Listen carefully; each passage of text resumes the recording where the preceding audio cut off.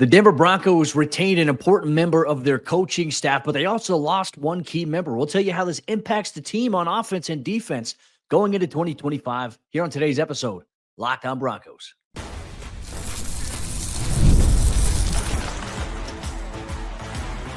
You are Locked On Broncos, your daily Denver Broncos podcast, part of the Locked On Podcast Network, your team every day.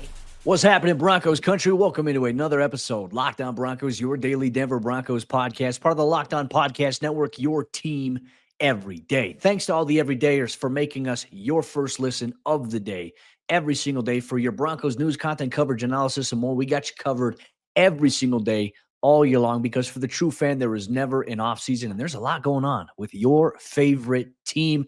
I'm Cody Roark, Broncos credentialed beat reporter for Mile High Sports, joined as always by Sayre Bedinger, site expert over there, predominantly orange.com. And look, Broncos Country, here's what we're going to break down on today's episode show. We're going to wrap things up by talking about how the Broncos can address the offensive tackle position in 2025, or do they need to in any way, shape, or form? We'll take a look at how the offensive line, specifically at tackle, how they performed last season to elevate the Broncos offense. But more importantly, we're going to kick things off by highlighting the Broncos coaching staff.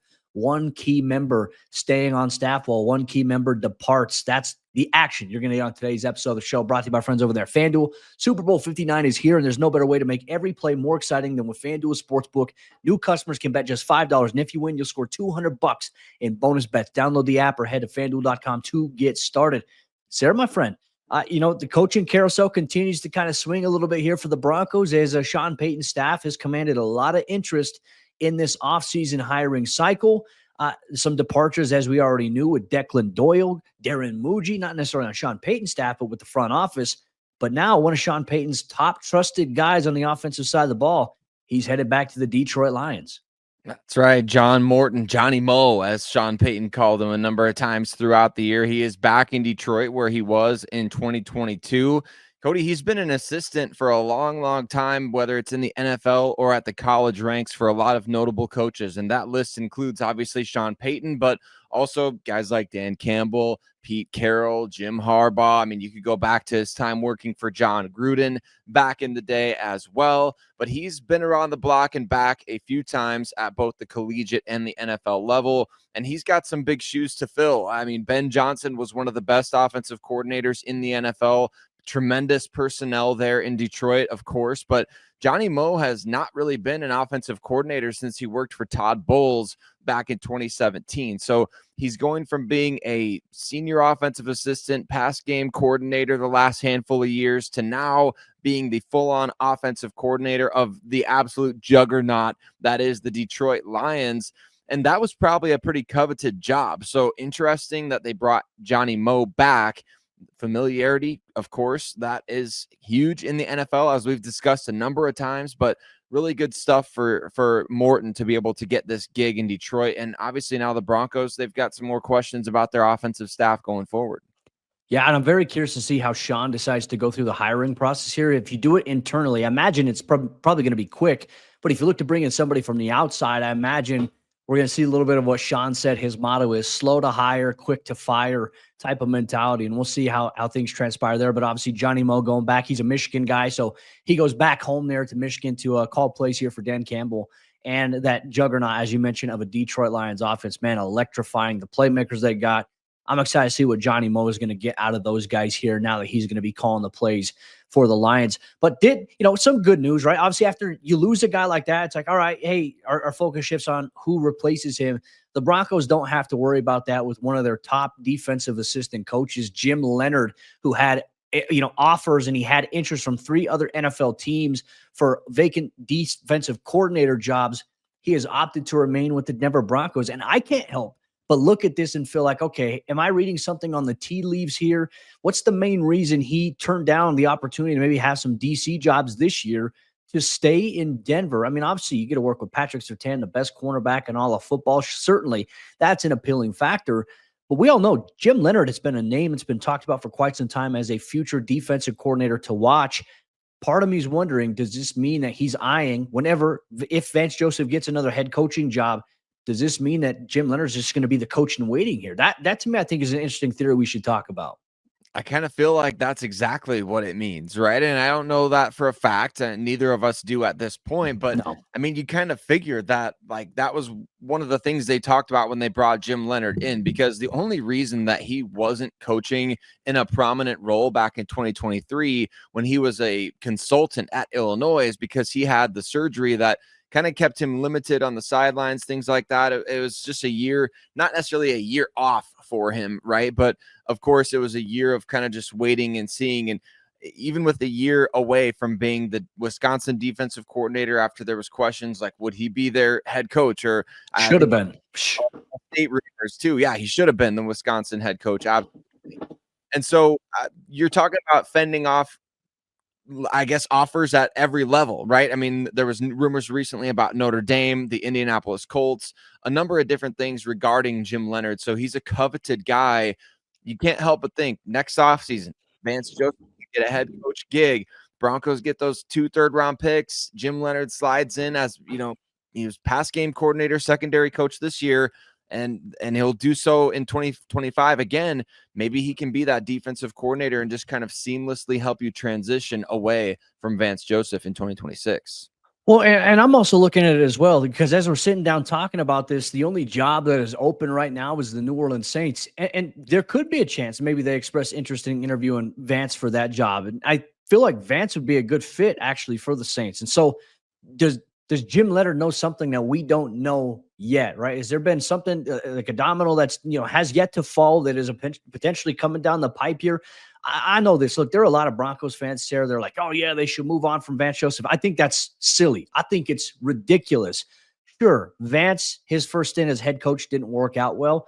And certainly his start to 2023 was not ideal. But what he has done to transform and change and turn around that defense has been incredible. And I'll tell you this, as someone who's in the locker room and talks to players and asks defensive players a lot of questions throughout the year, these guys, they love Vance Joseph. They would do anything for Vance at this point. And I think when you have that type of guy in the locker room where players like, hey, this is our guy, like we're going to go to bat for him no matter what, it's also empowering to the coach. And I think it gives the coach more power to have confidence in himself, because if you've ever been a play caller, there's times where like, am I putting these guys in the right position? Am I making the right calls? Or, oh, we didn't see that on film. We didn't see that this week. And that came up. How do we adjust to it? Like, it is tough being a play caller. And Vance, at the NFL level, what he's able to do this year was very impressive. Obviously, a franchise record for Denver, 63 sacks. And I want to highlight, there are a couple of sacks against Josh Allen, who is the least sacked quarterback in all of the NFL this year. To me, there's a foundation that's being built. And obviously, I think some improvement at some personnel positions, which obviously as we get into our defensive previews here in the next week or so, we'll highlight some of those. I think Denver's defense is going to be drastically better and won't have some of those dip-offs that we saw in those final 4 to 6 games of the regular season. That was a frustrating part, absolutely. But Vance Joseph, very important right now to Sean Payton and this Broncos organization, in my opinion. Yeah, it's easy to kind of forget how things went well during the season because of how poorly they ended, right? And we're talking about a team that led the NFL in sacks. We're talking about a Denver Broncos defense that saw a number of young players emerge at every level of the field. And, Jonathan Cooper getting an extension, Pat Surtain potentially winning Defensive Player of the Year, Riley Moss emerging as a starter opposite PS2, Brandon Jones having the best year of his career, Nick Bonito, best year of his career, Zach Allen, best year of his career, John Franklin Myers, best year of his career. We can keep going up and down the list if you want, Broncos country, but I mean, the proof is in the pudding. Like, these guys had great seasons. No, it didn't end the way that we wanted. And yes, it was a little concerning what VJ said about, man, I guess, like, now that all this stuff is out there, warts and all, like, teams are basically taking advantage. I mean, he wasn't that nonchalant about it, but that's kind of what he said, right? And that was a little bit of a concerning comment, but at the same time, like, the Broncos struggle with injuries at the second level of the defense. Alex Singleton going down early in the year. I think we saw the effects of that as the season went along. And then PJ Locke at the safety position, Cody, I think was, we had some communication errors down the stretch of the season. He was hurt a little bit. Brandon Jones was hurt a little bit as well. The Levi Wallace debacle against, obviously, the Cleveland Browns. There's a number of things, but at the same time, you got to look at the whole of the season, which is that you had one of the best years that you've had in recent memory for the Denver Broncos defensively. And now you have a chance to build on that. I don't think it's an indictment on Vance Joseph that this team kind of had a breakdown at the end of the year. You just got to keep building on that side of the ball. And you even saw a small sample size of really impressive play from Chris Abrams-Drain, a rookie cornerback from Mizzou, and obviously excited to see a little bit more of him. I do have an issue with Vance being snubbed from the Associated Press's Assistant Coach of the Year award. Look, there are a lot of offensive guys on that, right? Ben Johnson's there. Aaron Glenn's there. Those guys are deserving. Vic Fangio's on there. I also felt like Vance had a really good case considering where they were versus who they became this year. I mean, you even had guys like John Gruden calling the defense really the anonymous crush. He's offering to pay $20 per player that someone can name on the defense. And one of the guys, I think over there at Barstool, was like Pat Surtain, Nick Bonito. That was it. He's like, $20. There you go. Like nobody knew. Like there weren't a lot of big names, and Pat Surtain was the only first-round pick that was on this defense too. So to see them do what they've done is a testament to the coaching staff. And I'll tell you, players, like I mentioned, I'll reiterate it. They love VJ, and he'll be back here in 2025 more than likely. But good news that Jim Leonhard is staying on, because you want continuity within your secondary for guys that are developing. And even some of these young guys like Chris Abrams-Drain, Riley Moss continually, Jaquan McMillan. It's an exciting thing here for the Broncos. But, one thing we are going to continue and get to here on today's episode show, Broncos Country, our offensive position recap is going to continue. We're going to take a look at the offensive tackle position. What happened with that position, and why did it take a next step forward here for Bo Nix and this Broncos offense? We'll highlight that and much more on today's episode, Locked On Broncos. Today's Locked On Broncos podcast is brought to you by our friends over there at FanDuel, and Super Bowl 59 is here. One game, two teams, endless possibilities. And there's no better way to make every play more exciting than FanDuel Sportsbook. Whether it's predicting the first touchdown of the game, calling who the MVP is going to be, or even betting on what the coin toss is going to be. If it's going to be heads or tails, FanDuel makes it easy to get in on the action with live betting all game long. You can adjust your bets as the game unfolds, and you can feel the thrill from kickoff to the final whistle. The live betting feature lets you stay involved no matter what happens on the field, and the app is super easy to navigate. Plus, knowing that you can place a $5 bet and potentially win $200 in bonus bets for the Super Bowl, that's the icing on the cake. So download the app or head to FanDuel.com to get started. Bet just $5, and if you win, you'll score $200 in bonus bets. That's FanDuel.com. Bet with FanDuel, official partner of Super Bowl 59. The offensive tackle position appears to be one of those that the Broncos have locked down for 2025 and beyond, which is great news for quarterback Bo Nix, who is going to need that wall around him to continue to protect him from defenders, especially in the AFC West, which is kind of loaded up with the pass rushers. So we're going to talk about the offensive tackle position for Denver. Do they have the right pieces in place to potentially build for the future beyond these veterans that they've got, or do they need to add to that position? We're going to break that down on today's episode, Locked On Broncos. Hey, thanks so much to every single one of you out there that makes Locked On Broncos your first listen of the day every single day. Cody and I, we got you every single day here in the offseason, no matter what goes down with the Denver Broncos, whether it's coaches leaving, coaches coming back, free agency, Senior Bowl stuff that we'll be potentially talking about here in the next couple of weeks. We got you covered. So tune in, subscribe if you haven't done so already. Let's talk about the offensive tackle position in 2024. Really good year, I think, for both Garrett Bowles and Mike McGlinchey. Started off with a bit of a concern, obviously, with Quinn Bailey going down with the scary injury at training camp. And, of course, we knew he was supposed to be that sixth offensive lineman out there for the Broncos, but Matt Peart, the former third-round pick of the New York Giants, stepped in capably for the Broncos in that role this past season. So we really saw three guys out there, Cody, primarily for the Broncos at offensive tackle. My perception was they played really well over the entirety of the season. What did you see from those guys? And do you think that there was an area that maybe that was stood out to you upon your film watches that was kind of maybe a weakness or more so than others? Well, I'd say there weren't a lot of weaknesses necessarily. I think penalties from time to time, like you would get a false start here and there, maybe a holding call. I know Garrett got called for an unnecessary roughness play on one, just, because the guy was holding on to Bo Nix a little extra long and he didn't like that. So, I mean, I've been on the record saying I was cool with that penalty because, hey, like, get off my quarterback. That's how I was as a player. I was like, you don't mess with my guys. Like, I'll take a 15-yard penalty just to, send a message there. I actually felt like there were 4 good offensive tackles in terms of displayed play this year. And I think it was the stretch in which Alex Paucheski had to step in for Mike McGlinchey after McGlinchey went on IR with that MCL injury. I was so impressed with, obviously, Alex Paucheski. And it was to the point you and I were even having conversations that, okay, hey, let's look to 2025 real quick in the regular season. If the Broncos don't re-sign Garrett Bowles, could they move Mike McGlinchey to left tackle and put Alex Paucheski right? Those were the conversations that we were having here. Well, obviously, it changed a little bit. The Broncos, they extended Garrett Bowles. He's going to be at the left tackle position for at least the next 3 to 4 years at that point. And then Mike McGlinchey, who obviously they signed as their big-time free agency signing just a couple of years ago, he's continuing to progress, and I thought he was a big proponent of it, obviously willing to meet with the media anytime. Paucheski impressed me. Matt Parrott, look, I came away impressed with Matt Parrott in terms of the rotational role that he played. There were a couple of times where he had to get some actual snaps at left tackle and also at right tackle, while also being that jumbo reporting as eligible guy. Considering he had a brutal preseason, that was the thing. Like, you and I were very critical of Parrott for how he played and performed in the preseason, and also Broncos country as well. But this is a player, I think he took that feedback. And one thing he said in the regular season that stood out to me was, Zach Strief really just kind of you're trying to reassemble something, right? Or remodel it. You tear it down, you strip it down, and then you build it back up. That's what he said that Zach Strief and the staff did with him. And I think it paid off for him. So I came away very impressed with the veteran presence of him there. To your point, Quinn Bailey is a free agent.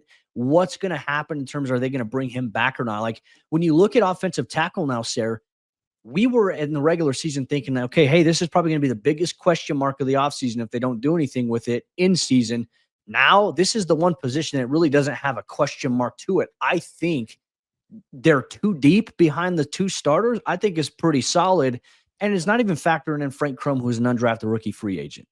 Yeah, and we got to see every single one of those guys dress for the Broncos this year, besides Quinn Bailey, obviously, and get on the field a little bit, because there was a time that Crum, I remember he had to run on the field as well with all the injuries. It's easy to forget, too, because of how early that happened in the season, that McGlinchey went on injured reserve for a bit, and Paucheski held it down for as much as he did, like you said, playing really well and even sparking that discussion. But probably the biggest story from this entire year at tackle is the fact that the Broncos gave Garrett Bowles a contract extension in the season to hopefully see him retire a Denver Bronco. Like, we were talking about it at the time. When's the last time we saw a player just spend their entire career with the Denver Broncos? I mean, Garrett Bowles could be the first in quite some time. I know most of these guys, they get either cut or traded for at least a year at the end. And I don't know, we'll see with Bowles. He's got a rare type of situation here that he stuck with the team through, I mean, obviously the down times and things like that. And,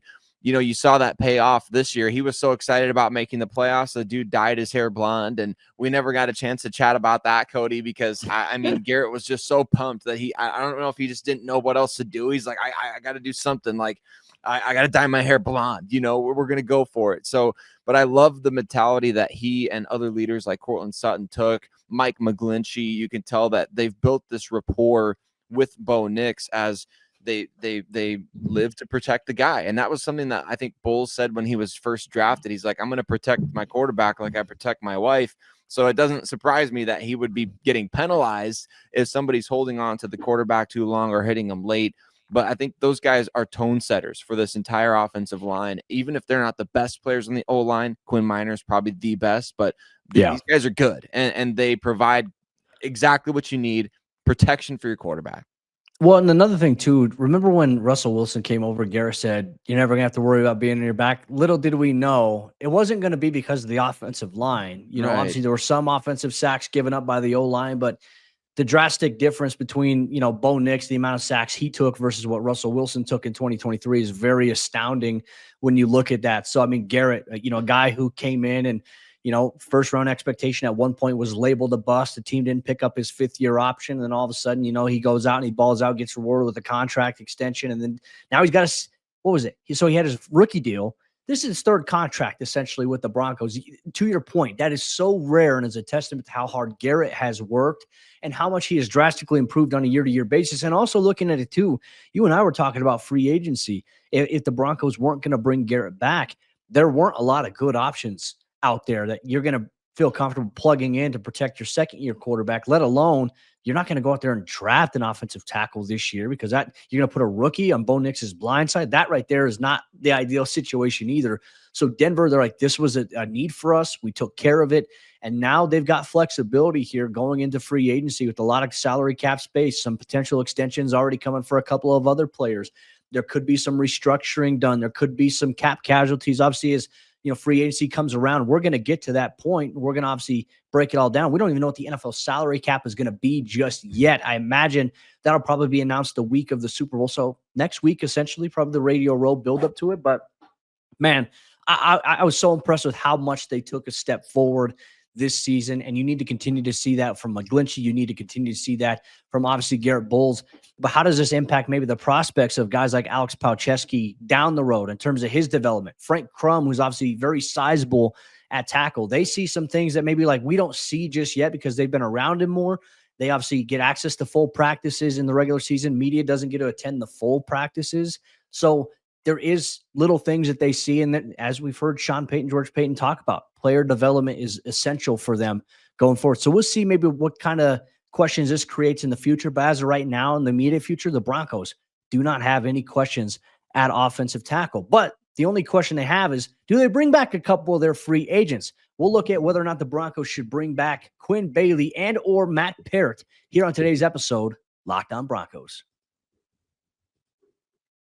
Today's Locked On Broncos podcast is brought to you by our friends over there at LinkedIn Jobs. And as a small business owner, your work doesn't end when the clock hits 5. Your business, it's always on your mind, which means when it's time to hire, you need a partner that works just as hard as you do. And that's where LinkedIn Jobs comes in handy, because when you clock out, LinkedIn, they clock in. LinkedIn makes it easy to post your job for free. You can share it with your network, and you can get qualified candidates all in one place. Post your job. LinkedIn's new feature can help you write job descriptions and then quickly get your job in front of the right people with deep candidate insights. And here's a pro tip.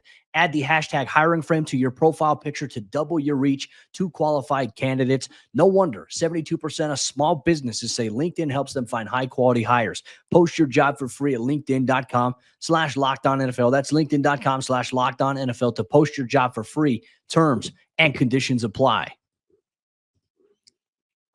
The fourth quarter action of today's episode, Locked On Broncos, is here. And thanks once again to all the everydayers out there in Broncos country. Thanks once again for making your boys, Cody and Sayre, your first listen of the day every single day. Make sure you subscribe or follow wherever you get your podcasts, or also on YouTube. We appreciate you so much. Broncos country, as the offseason continues, there's going to be a lot of shuffling. There's going to be some moves that are going to be made. There's going to be a lot of speculation, but that's what makes it fun. So make sure you never miss out on the conversation here in the offseason. Become an everydayer if you're not one already as is. All right, so we talked about it in the last segment, how the Broncos answered their offensive tackle question really in 2024. So what does that mean for the positional outlook here in 2025? There's a multitude of options, right? Because in the NFL, you're always looking to get better, whether that's, okay, we believe in the developmental traits that players that we have on the roster that they're making progress with, or, okay, it's not working out, we need to bring in another prospect to be able to do it. In a year where the Broncos have their left tackle, their right tackle situation cleared up for the long-term future here, Sayre, makes you wonder if you're going to ask the question here, do the Broncos draft an offensive tackle at all in this year's NFL draft? Not saying early, but do you maybe go out and you get a guy that you feel like, hey, in a few years, if you want to move on from one of these guys, you have a guy who's ready to rock and roll? I think that's going to be a fascinating thing to see, because they still haven't drafted an offensive tackle since 2017 when they selected Bowles in the first round. That's the last time the Broncos selected a true offensive tackle in the NFL draft, period. And so I think the question becomes very fascinating, because you do have the presence of Alex Palczewski, who we also saw him get a look at guard during the season as well when Quinn Miners went down. So you have Palczewski, who played both right guard and right tackle, and then you have Frank Crum. And I don't know what the projection on Crum is. Could he come in and play left tackle for you if need be? Could he be that sixth guy? Like, could we see Crum become the guy that is, what Matt Parrott and Quinn Bailey have been the last couple of years? you got two guys that you really believed in. Like the Broncos gave both Palczewski and Crum bonuses that are indicative that they had draftable grades on them. So just because they didn't necessarily use a selection on them doesn't necessarily mean they don't think highly of them. They do. They paid them quite a bit to come to Denver as opposed to going elsewhere. So there is value to that. And the fact that they've been with the team now, Crum this past year and Palczewski the last 2 years, I think gives them an edge over the rookie class. And unless there's a guy that maybe falls to your selection at some point that you're saying, hey, just like last year when we took, Jonah Ellis, Troy Franklin, all these guys a couple of rounds beyond where we had them projected, unless you get a value like that in this year's draft, I could see the streak extending another year where the Broncos don't take a tackle in this year's class. Yeah, if I had to give a prediction here today, I don't think they draft a single offensive tackle, but probably look to bring in an offensive tackle and undrafted rookie free agency for the third year in a row, which is something that they have done here. Let's play a little game, though, because obviously, as we talked about the Broncos, they have two free agents here at this position, veteran Matt Parrott and obviously veteran Quinn Bailey, who Quinn has made tremendous progress in his recovery coming off of the fractured ankle. I mean, Sayre being there, like I saw it. I heard it, and it was one of the worst things. I had my binoculars because you're on the hill and you're looking down. Seeing that and just seeing how the player's reaction was, that was brutal. But this is a guy who tackled his recovery, relatively well. He was on one of those things where, after you have surgery for a while, you got like you put your knee on it. It's like a little scooter that you scoot with. And then, he got back to walking. So he's walking, he's ramping things up. I think he'll be ready to rock and roll by the time the OTAs comes around, if the team finds a way to re-sign him. Knowing just what Sean Payton has expressed about how he's felt about a guy like Quinn Bailey and just the work, like Quinn's been on this team really since 2019 as well. We talk about longstanding guys. Like, what is it? He might be, it probably goes Garrett Bowles. It goes Cortland Sutton. It might go Quinn Bailey after this point. Who else was here in 2019 that's still on the roster? Do you know off the top of your head? I can't think off the top of my head, to be honest with you. I mean, yeah, to go back that far, it would have to be somebody that was potentially drafted that year or signed an undrafted free agency. I mean, because you look at up and down the roster, like those classes from 2019 and 2020, they're virtually gone, right? I mean, for the most part. Justin Sternada, I think, was the only guy. He's a free agent. So Quinn Bailey and Sternada are the third and fourth longest standing players on the team, which is crazy to think about. Let's play a game here, though, right? What do the kids do these days? Like, I met my fiance on a dating app, right? So you had to swipe in order to, do that. I swiped right on her. So, like, if we're going to play this hypothetical game of bring a guy back or let him go to free agency and go elsewhere, when it comes to Matt Parrott, are you swiping right, which means that you're bringing him back, or are you swiping left? I know you're never on the dating apps here because you and your wife have been together forever. And so are you swiping left or right when it comes to Matt Parrott? I know. Me and my wife have been together since before apps were even a thing, I'm pretty sure. So that's kind of crazy to think about. But I'd be swiping aging yourself really well right there. Yeah, exactly. I'd be swiping right, I think, to bring him back, right? I mean, he was the guy who played for you this past year. He knows the offense well. I don't necessarily think he's going to be getting opportunities to start elsewhere. I don't know that for a fact, but kind of feel like he's got a good gig with the Denver Broncos. And so I'd be trying to bring him back, Cody, and have him compete for that spot again, have him compete to be maybe one of your top swing guys, but to know that he can go out there in those jumbo packages, I think I'd be swiping right to bring Matt Parrott back. I think you bring him back. I think you bring Quinn Bailey back. And I think essentially you let those two guys compete at training camp for that jumbo offensive lineman package job. Or also, if you want to just have depth in terms of numbers at that position, you have the guys that can play swing, right? As we saw, Palczewski playing tackle and also playing guard. Parrott could also play guard and tackle as well, right? So Quinn Bailey can play guard and tackle. So the more functionality you have in terms of guys being able to plug in place here, the more value I think you have to a team, especially in today's NFL where, you only see a few guys really specialize at, I'm just going to play this. Like, look at what Joe Thuney did for the Kansas City Chiefs this year. He's playing guard, and then he had to move to tackle with some of the injuries and some of the issues that they had there, and he still won an All-Pro. Like, that right there is impressive. There aren't a lot of players like that. And look, I think Quinn Miners could play tackle if you really wanted him to. I think he could play center. But, man, this guy's a guard. He dominates people, and now we'll see. But you need to have good options behind you in the event of an injury. Look, in the Broncos offensive line, Sayre, for the most part, stayed healthy this season. McGlinchey was the one guy who had a little bit of a stint on IR. Luke Wattenberg, also a stint on IR.